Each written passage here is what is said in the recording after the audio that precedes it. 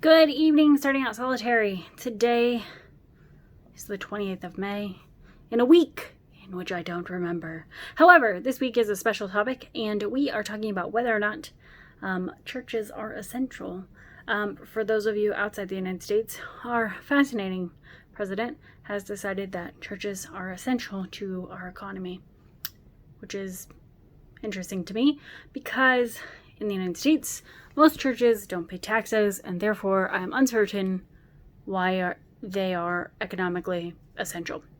Barring that, is church essential? Is spirituality essential?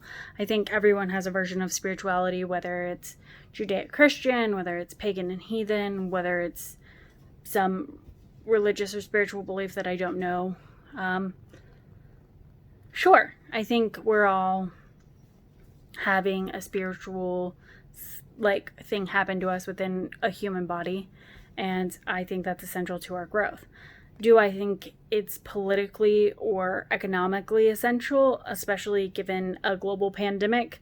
Absolutely freaking not.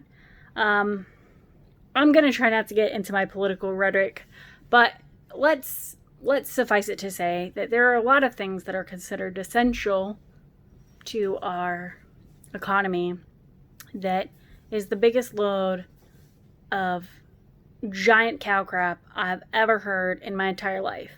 Do I think that there are people within America who need religious community? Of course. That I know it's not for everyone, but that is what the internet is for, my fine friends.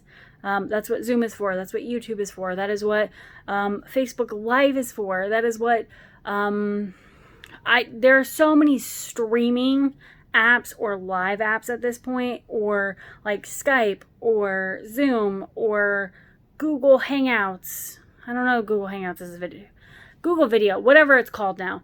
The point is there are so many ways to interact within your community virtually without risking someone else's health that I think it is